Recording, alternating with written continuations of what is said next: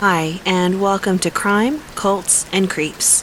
If you're like me and you love diving into true crime, cults, and creepy cases, I hope you'll consider hitting the subscribe button and sticking around. I'm currently researching lots of future cases that I think you're going to love. If you love the case that I'm bringing you today, don't forget to hit the like button.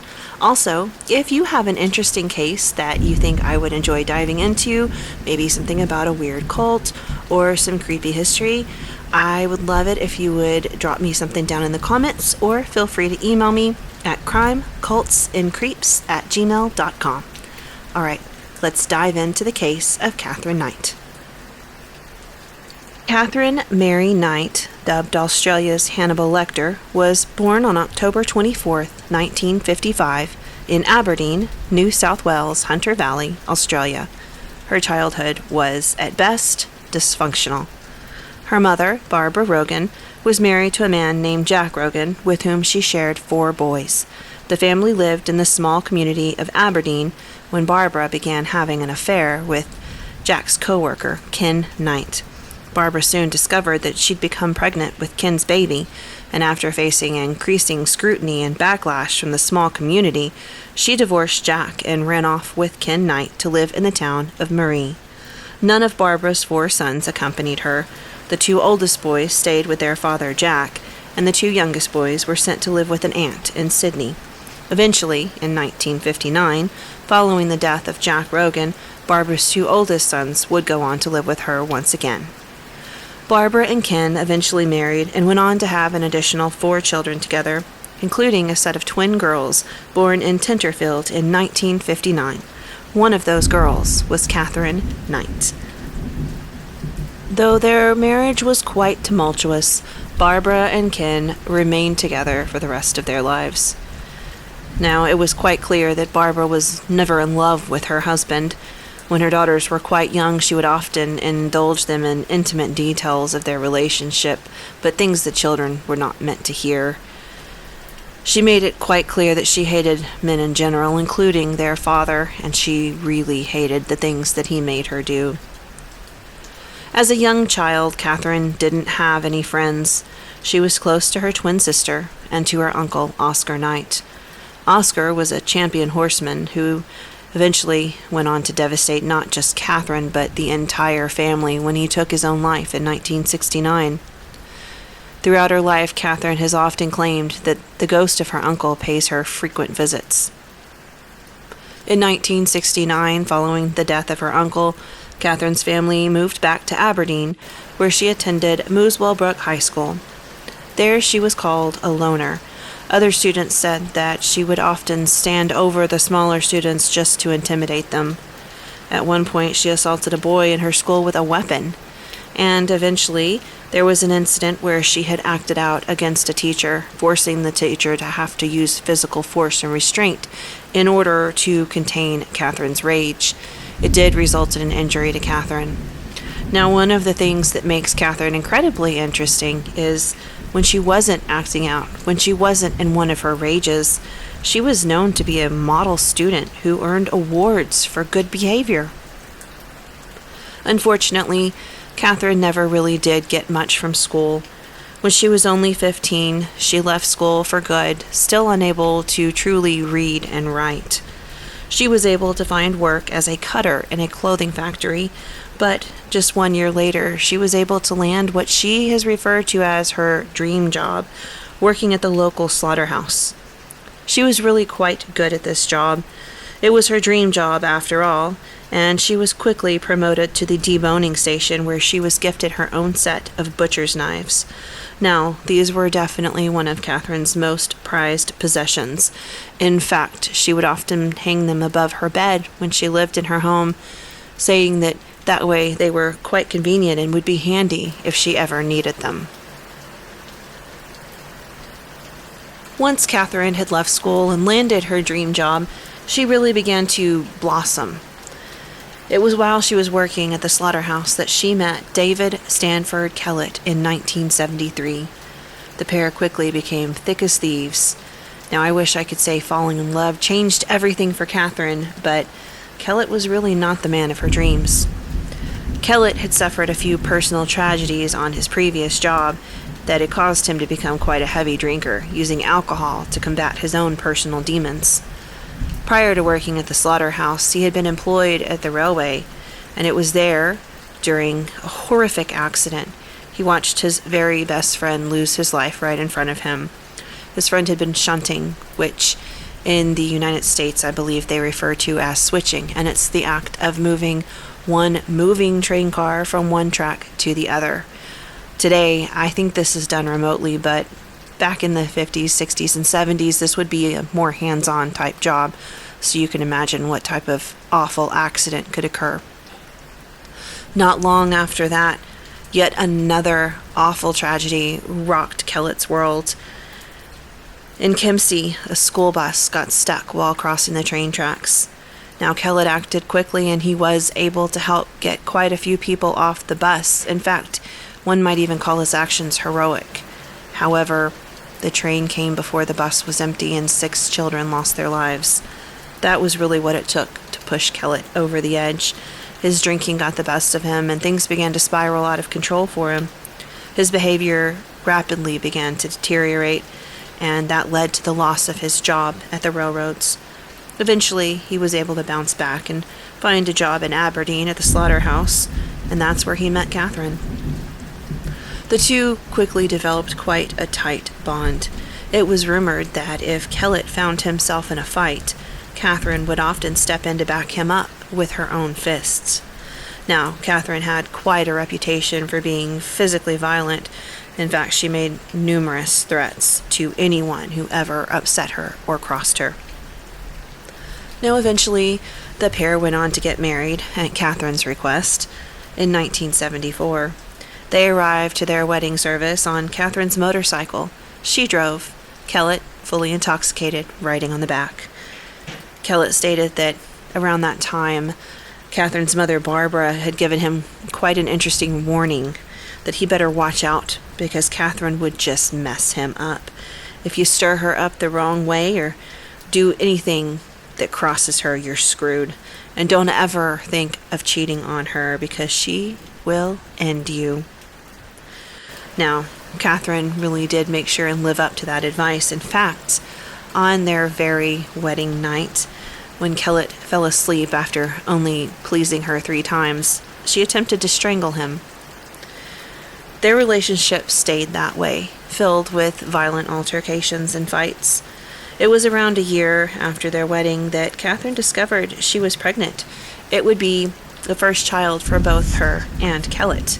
But that didn't stop the violent altercations. If anything, it seemed to escalate them. Kellett claimed that at one point, near the end of the pregnancy, Katherine had burned all of his clothes and all of his shoes and then attacked him by hitting him across the back of the head with a frying pan. It was all due to the fact that he had gotten home a little bit late. He was participating in a dart tournament at a local bar. He had actually made it to the finals, but he was still late, and she didn't care why.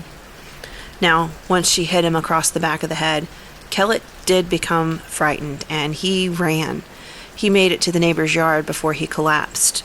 The neighbors saw him, and they called the local authorities, and Kellett was rushed to the hospital, where it was discovered that Katherine had severely fractured his skull.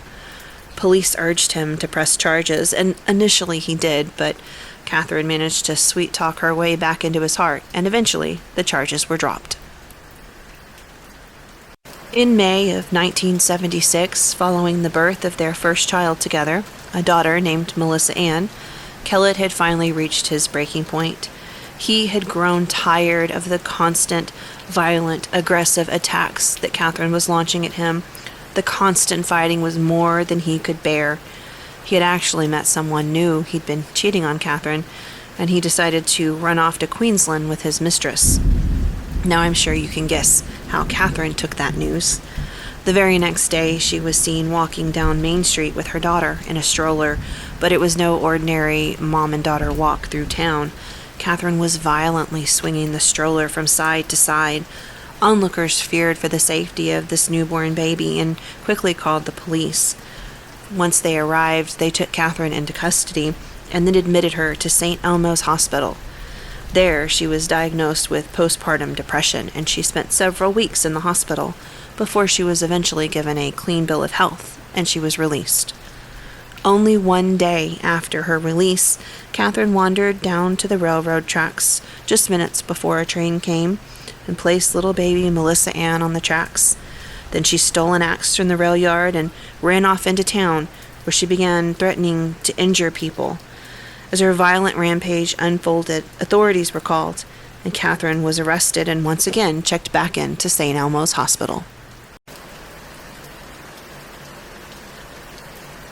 Thankfully for little baby Melissa Ann, a local drifter known only as Old Ted had seen the little baby on the tracks while he was foraging for food and managed to save her right before the train came barreling through. Shockingly, Katherine claimed to have magically recovered after just one night at St. Elmo's, and even more surprisingly, the hospital allowed her to check herself out. Just a few days later, Katherine would wander up to a woman on the street and threaten her with one of her favorite butcher knives before slashing the woman's face.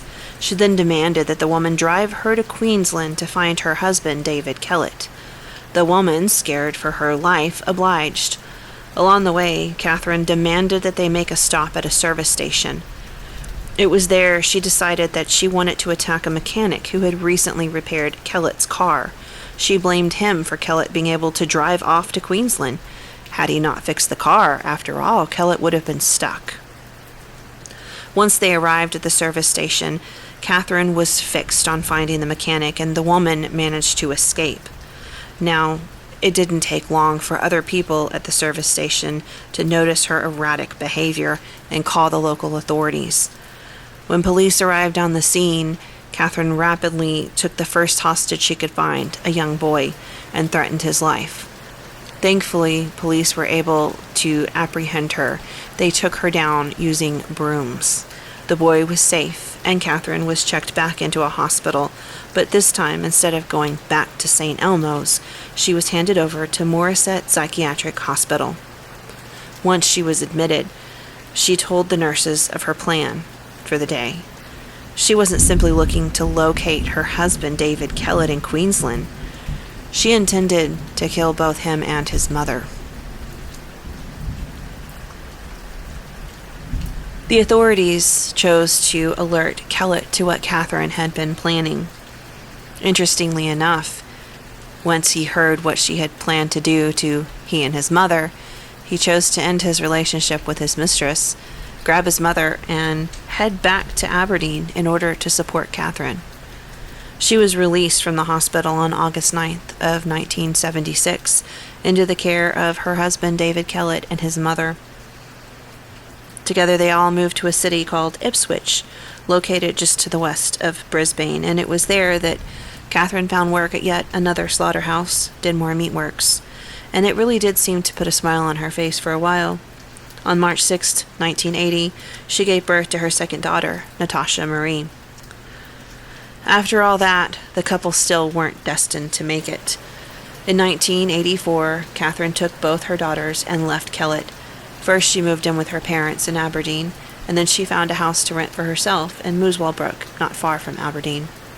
She returned to her previous job at the slaughterhouse, but just 1 year after going back there to the job that she once so loved, she injured her back and was forced to go on disability.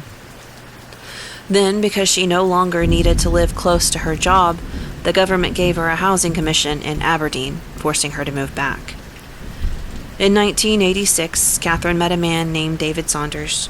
Saunders was 38 years old, and in just a few months, he had moved into Katherine's home with her and both of her daughters. Their relationship was not a peaceful one, though. Katherine soon became insanely jealous of what she thought Saunders was doing when he was not with her.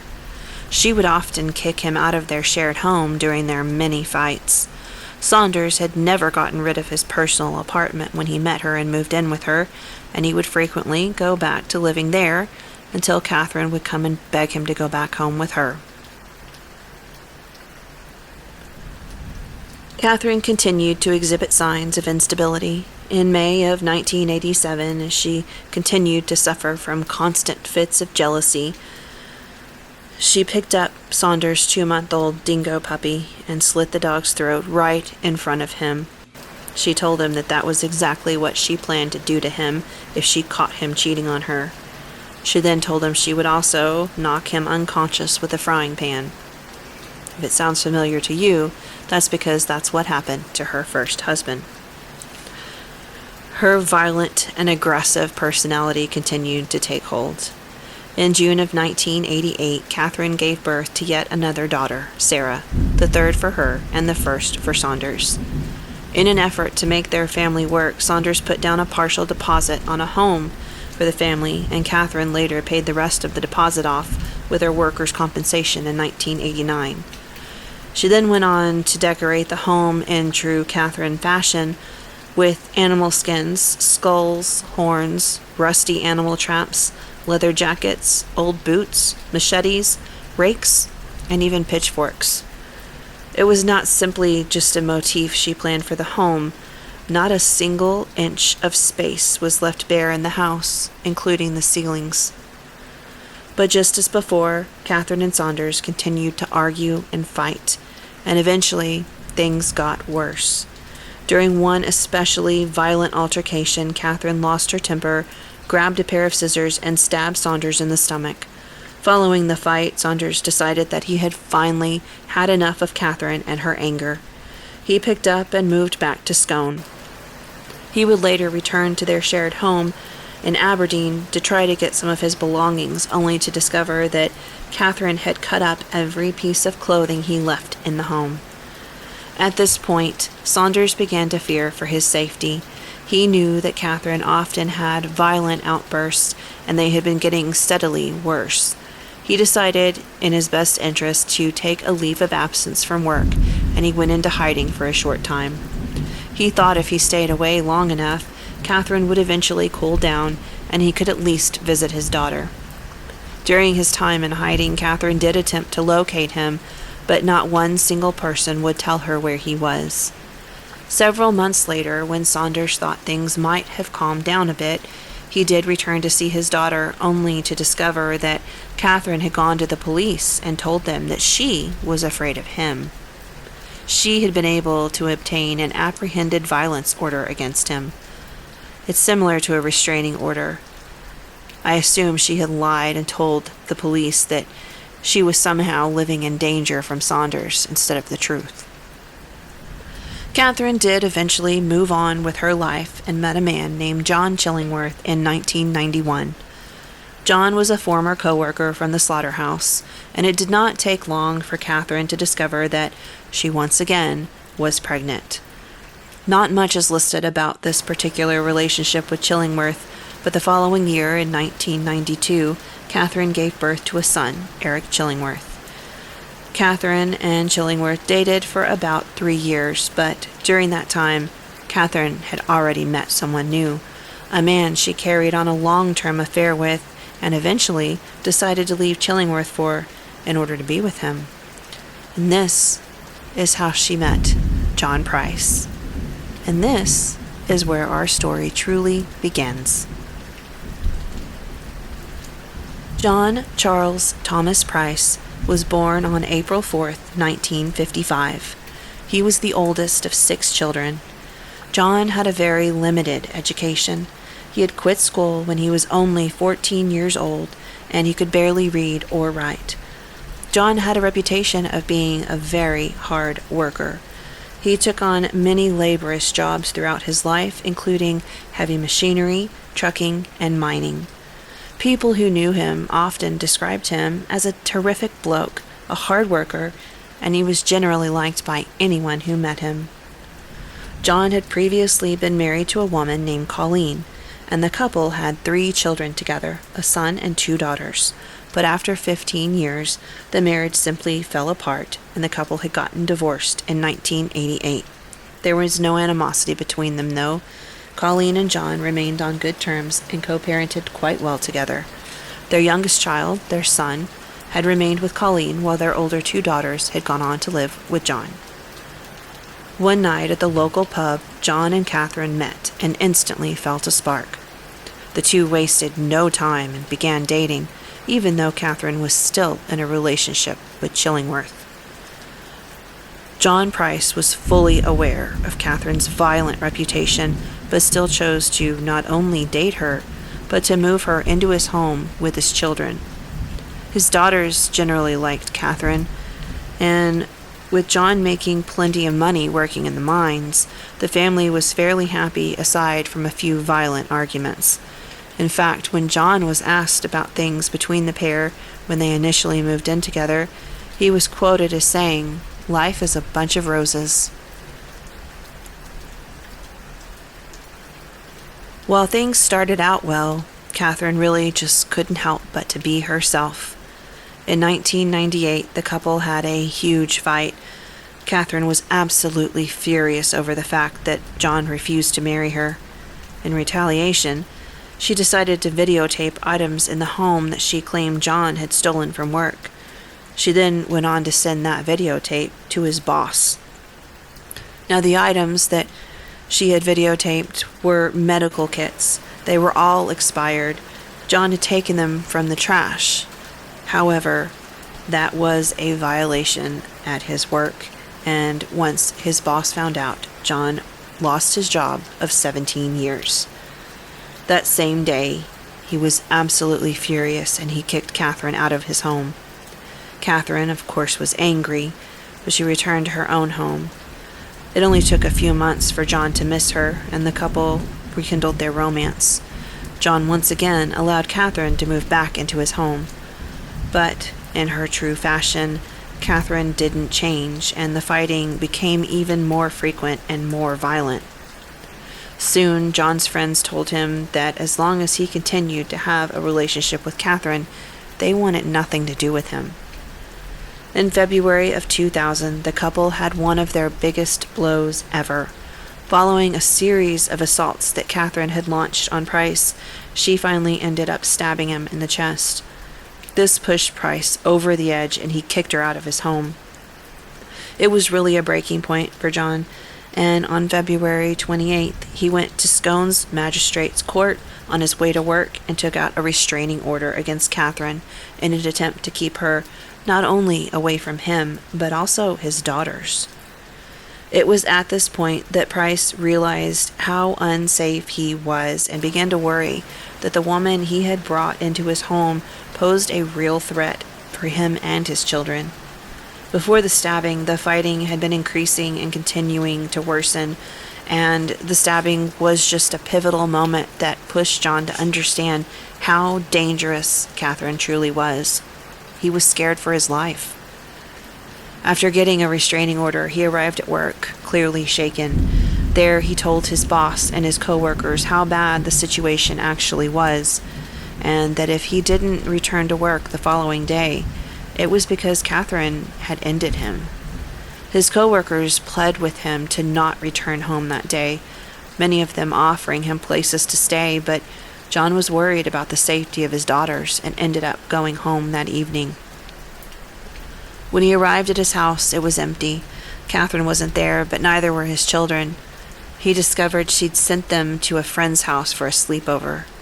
He felt very uncomfortable with the situation, so he went to a neighbor's house for the evening. He stayed there until around 11 p.m. and then returned home and went right to bed. That same day that John spent getting a restraining order and fearing for his safety, Katherine spent quite differently. She'd gone shopping for some new black lingerie and then returned home, where she spent hours taking odd videos of her children, during which she made odd remarks. When the tapes were reviewed later, experts stated that they believed the videos were some sort of crude will she had put together. That afternoon, she had sent Price's daughters to a friend's house for the night, but then gone home to her own home. It was sometime in the middle of the night that she returned to John's home and let herself in. There she sat down on the couch and watched television for a bit. Next, she took a nice, hot shower and then woke John up and the couple had sex. Following that, he rolled over and went to sleep. The following morning, a neighbor noticed that John's car was still parked in front of his home at 6 a.m. This immediately made them quite concerned because John was typically gone to work at that time. They were aware of the situation with Katherine. At the same time John's employer was heading to his home, he noticed that John had failed to arrive at work, and knowing what was happening in his personal life, he was afraid of the worst, and he headed straight to John's house. There he and the neighbor ran to the back and began banging on the bedroom window, hoping that John was simply sleeping, but they never got an answer. They went around to the front of the house to bang on the door, and that's where they noticed blood. Immediately, they suspected the worst and contacted the police. Once the police arrived on the scene, they knocked but got no answer. Eventually, they broke down the back door, and there, lying in the hallway, they found Katherine, comatose. It was immediately discovered that she had overdosed on sleeping pills, but she was still alive. She was taken to the hospital while police continued to explore the home. They were soon greeted with a crime scene like no other. This is what they concluded had taken place in John's home the previous night. During the middle of the night, sometime after John had gone back to sleep, Katherine had attacked and stabbed him with one of her prized butcher knives. According to the blood evidence at the scene, it appeared as if John had attempted to bolt from the bed and turn on the bedroom light, possibly attempting to understand what was happening, but before he could get the lights on, Katherine lunged at him. John, fearing for his life, attempted to escape and began running through the house. It looked as if he had made it to the front door, opened it, and likely taken a step or two out. At that point, they're unsure if he stumbled backwards into the home due to being disoriented from his injuries, or maybe Katherine had caught him and yanked him back inside the home, then slamming the door shut. From there, Price ended up in the hallway floor, and there he bled out. Meanwhile, while he lay there bleeding, Katherine stood up, grabbed his wallet, and headed into town. There she went straight to an ATM and used John's card and withdrew $1,000 from his account. It was discovered during the autopsy that Katherine had stabbed John a total of 37 times in both the front and back of his body, with many of the wounds striking vital organs. She likely attacked him in his sleep initially and then continued stabbing him in the back as he attempted to escape from her. Several hours after Price had passed, Katherine returned back to the home and, using her butchering skills, skinned Price like a piece of meat at the slaughterhouse, hanging the skin in the doorway to the lounge room inside the home. She then went to work decapitating John, and then carved up a few choice pieces of him that she proceeded to take to the kitchen and cook along with baked potatoes, carrots, pumpkins, beets, zucchini, cabbage, squash, and gravy.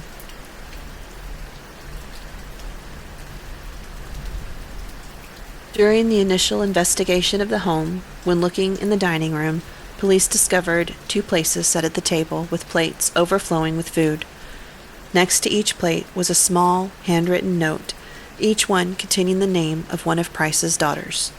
Katherine had cooked them dinner, intending to feed John to his own children. Police later discovered a 3rd dinner plate of food that had been tossed into the backyard. It was speculated that Katherine had made that plate all for herself, and then attempted to eat it as well, but it had made her sick, and she couldn't do it. During the initial search of the home, police also found a pot that was still warm on the stove. Upon removing the lid, they discovered vegetables that had been boiling along with John's head. It was still warm, proving that Katherine had only cooked him up that morning. For her final act, Katherine had arranged what was left of John's body with one arm around an empty soda bottle and his legs crossed. I'm unsure if this has some particular meaning to Price or to Katherine, but during the trial it was speculated that she had done this as a final act of defilement to him, demonstrating her utter contempt for him. Police also found a handwritten note lying on top of a photograph of John. Both were covered in blood and bits of flesh. In the note, Katherine had implied that John had had sex with one of her daughters and that he was guilty of touching little boys. None of this was ever proven, and no one could find any evidence of those rumors. We can only assume that Katherine thought maybe people would understand why she did what she did if she painted John out to be a bad guy. Katherine was questioned at length once she recovered in the hospital from her initial overdose, but she claimed to have absolutely no memory of the entire event. She was arrested and eventually taken to trial. She originally offered to plead guilty to manslaughter, but the offer was rejected by the courts. On March 2, 2001, she was officially charged with the murder of John Price, and she pled not guilty. Her original trial date was set for July 23, 2001, but her legal team became ill and they were forced to move the trial to October 15, 2001. The trial judge was Justice Barry O'Keefe, and he began jury selections by offering the 60 potential jury members the option to step down due to the graphic nature of the crime and the photographic evidence that they would have to view. 5 potential jurors accepted the offer. It was well known that Katherine's legal team planned to defend her by claiming that she had suffered from both amnesia and dissociation, a claim that most psychiatrists actually did support. The following day, Katherine changed her plea to guilty, and the jury was dismissed entirely. At this point, news broke that Justice O'Keefe had actually been informed that Katherine wanted to change her plea to guilty the previous day. However, before entering that into the books, he had ordered a psychiatric assessment be done overnight to make sure that Katherine fully understood what she was doing. Those psychiatrists who performed the evaluation stated they believed Katherine was sane. They also believed that she suffered from borderline personality disorder. Katherine has never given a reason why she switched her plea to guilty, and to this day, she continues to refuse to accept responsibility for her actions. At her sentencing and hearing, her lawyers requested that she be excused from the courtroom in order to avoid having to hear the brutal and violent facts of her crime, but the court refused her request. During the sentencing, forensic pathologist Timothy Lyons took the stand and described in detail the skinning and decapitation of John Price. Upon hearing the gory details, Katherine became absolutely hysterical. It brought the entire trial to a complete halt. Eventually, she had to be sedated. On November 8th, Justice O'Keefe was ready for sentencing. He pointed out the violent nature of Katherine's crimes and her lack of remorse, stating that both required a severe punishment. He then sentenced Katherine to life in prison with no chance of parole. He specifically stated that her papers be marked "definitely never to be released." This marks the first time in Australia's history that no chance at parole was ever sentenced to a woman. In June of 2006, Katherine's legal team appealed the sentencing, claiming that life in prison with no chance of parole was far too severe for what she had done. However, Justices Peter McClellan, Michael Adams, and Megan Latham all dismissed the appeal in the New South Wales Court of Criminal Appeals in September, with Justice McClellan writing in the final judgment that this was an appalling crime almost beyond contemplation in a civilized society. Katherine has been serving her life sentence in Silverwater Women's Correctional Center and has been reported to have taken a leadership role among the other prisoners there. She's also a mediator of disputes, and as of July of 2017, when it was last examined, she had no record of a violent outburst in prison and had not received any additional charges during her incarceration. I can't say whether she's learned her lesson, and that's why she's changed her behavior, or if she's just found a place to belong and is finally happy for the first time. Either way, she'll spend the rest of her life behind bars for her horrific and violent crimes. Sadly, John Price was not the only victim in this story. Katherine left behind 4 children: Melissa Ann Kellett, Natasha Marie Kellett, Eric Chillingworth, and Sarah Saunders. John Price also had 3 children of his own. All of these children had to live through violence, fractured homes, and fighting, and in the end, they all lost a parent in one way or another.